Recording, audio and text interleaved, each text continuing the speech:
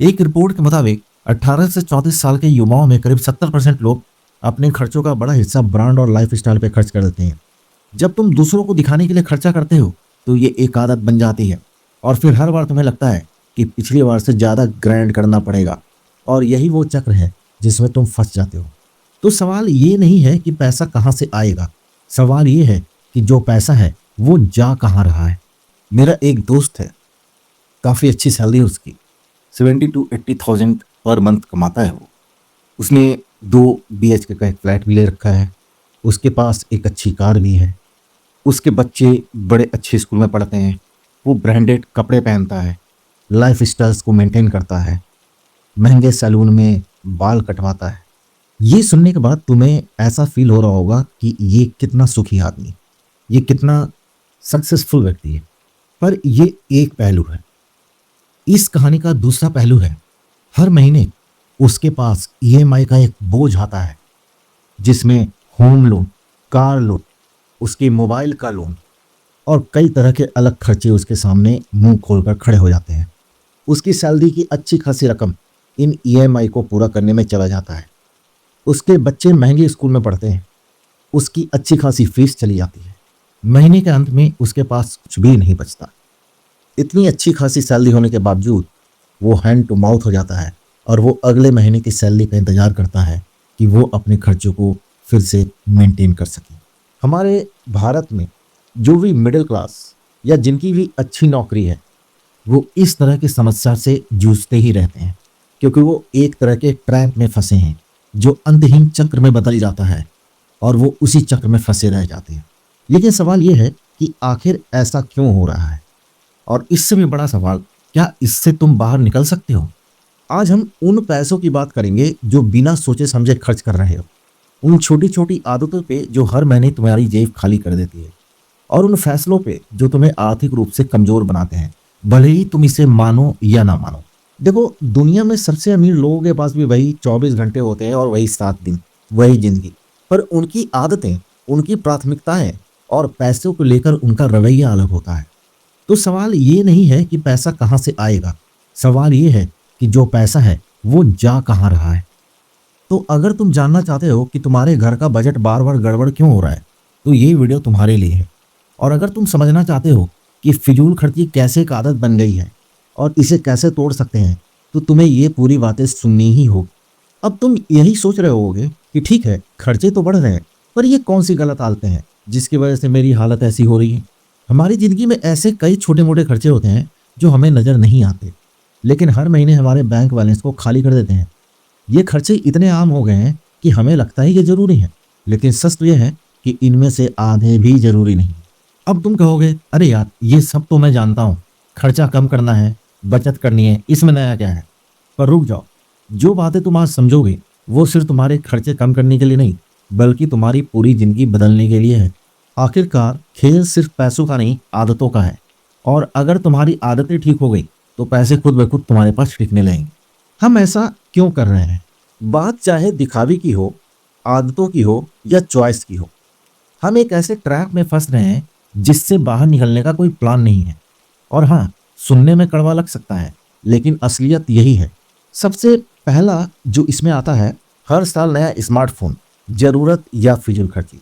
देखो, तुम्हारे पास अभी जो फ़ोन है वो सारे ऐप चला रहा है, वीडियो कॉल कर रहा है, इंस्टाग्राम पे रील्स बनाने में परफेक्ट है, तो फिर हर साल नया फ़ोन क्यों? सोचो, ये ट्रेंड कहाँ से आया? एक नया मॉडल आता है और अचानक से पुराना बेकार लगने लगता है। यही नहीं, अब तो मार्केटिंग भी हमें ऐसा फील कराती है कि अगर लेटेस्ट मॉडल नहीं है तो तुम आउटडेटेड हो गए।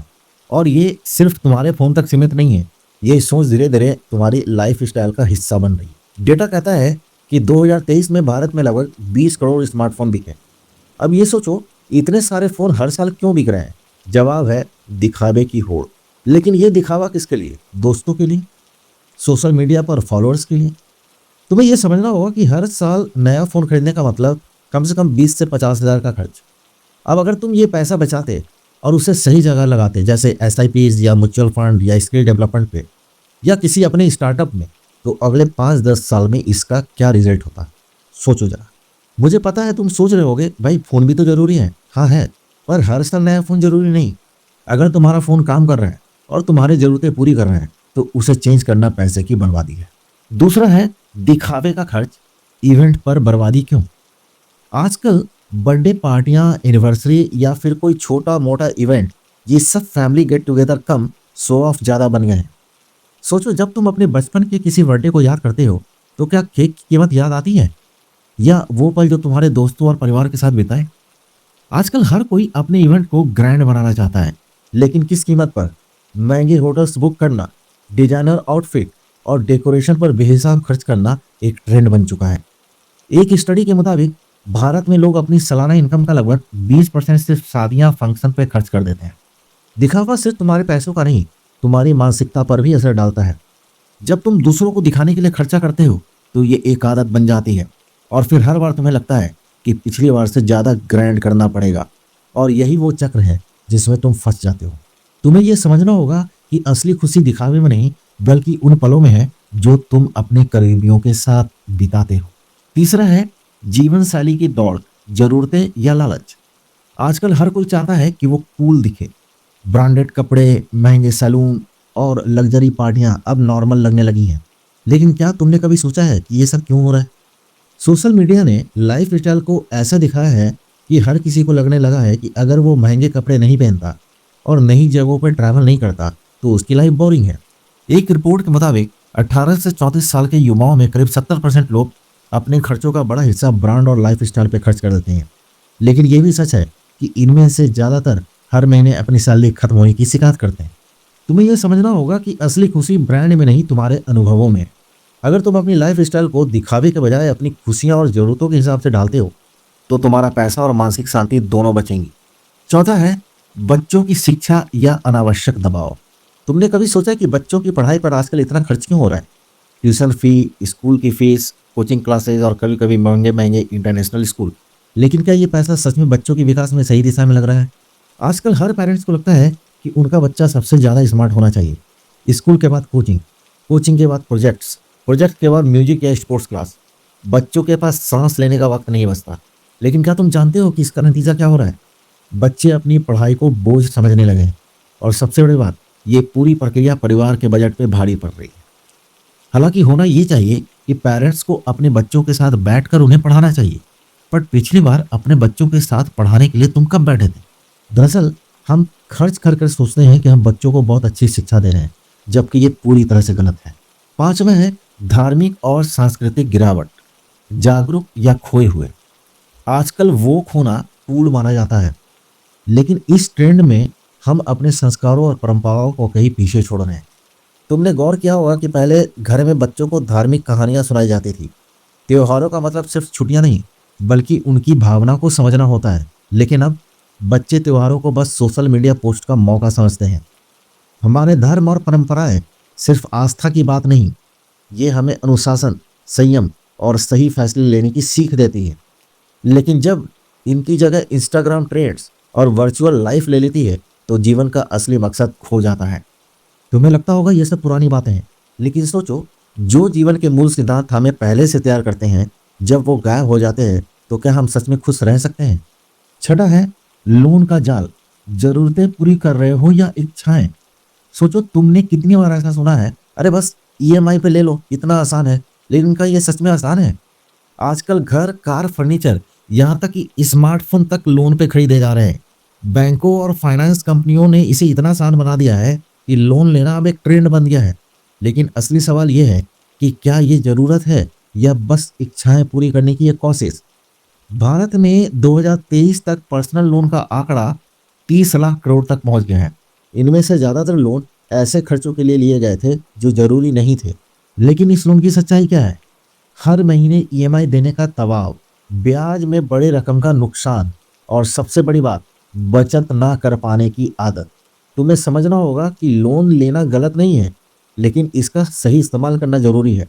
एक घर खरीदने के लिए लोन लेना समझदारी है, लेकिन महंगे फर्नीचर या लेटेस्ट गैजेट्स के लिए लोन लेना सिर्फ एक चक्र है जिसमें तुम फंसते जाते हो। अब सोचो, अगर तुम हर महीने की ईएमआई के बजाय वो पैसा बचाते हो तो अगले कुछ सालों में तुम्हारी आर्थिक स्थिति कितनी मजबूत होगी। असली आज़ादी तभी है जब तुम्हारे ऊपर किसी का कर्ज ना हो।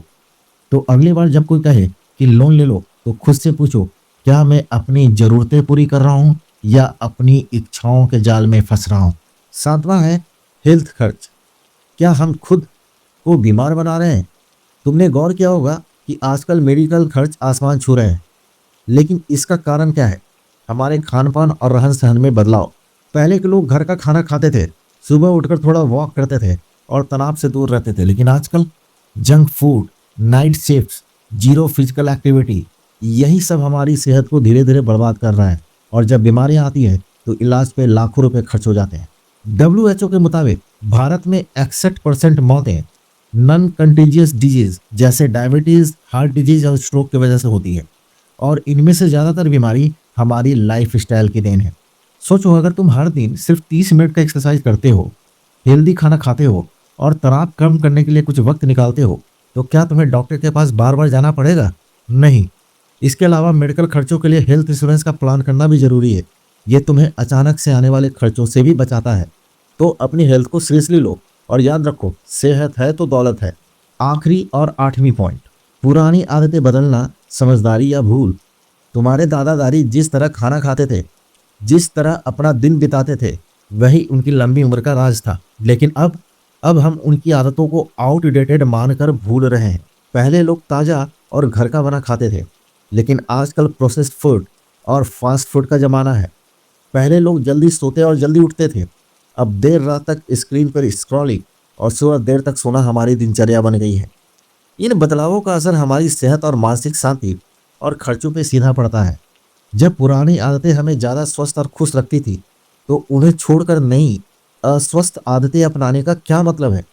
सोचो, अगर तुम अपनी लाइफ स्टाइल में कुछ पुरानी चीज़ों को वापस लाते हो, तो तुम्हारी सेहत और खर्चों में कितना फर्क आ सकता है। देखो, हमारी आदतें हमें बर्बाद करती हैं। अगर सोसाइटी के लोगों को खुश रखने के लिए अगर कुछ करते हैं, तो ये हमारी सबसे बड़ी मूर्खता है। क्योंकि मैं तुम्हें एक बात बता दूं, कोई कुछ भी याद नहीं रखता। तुमने कितनी बड़ी पार्टी दी, तुम्हारे बच्चे कितने बड़े स्कूल में पढ़ते हैं, तुम्हारा घर कितना बड़ा है, इनसे किसी को कोई खाक फर्क नहीं पड़ता। तो अपने दिमाग से ये सारी चीज़ें निकाल दो, हकीकत में जीना सीखो। इसी के साथ मैं इस वीडियो को यहीं पे खत्म करना चाहूँगा। अगर तुम्हें ये वीडियो पसंद आई हो तो लाइक और सब्सक्राइब करना ना भूलना, और अपने नियर एंड डियर के साथ इसे शेयर जरूर करना, जिससे वो भी इस वीडियो का फ़ायदा उठा सके। ये वीडियो अंत तक देखने के लिए तुम्हारा बहुत बहुत धन्यवाद।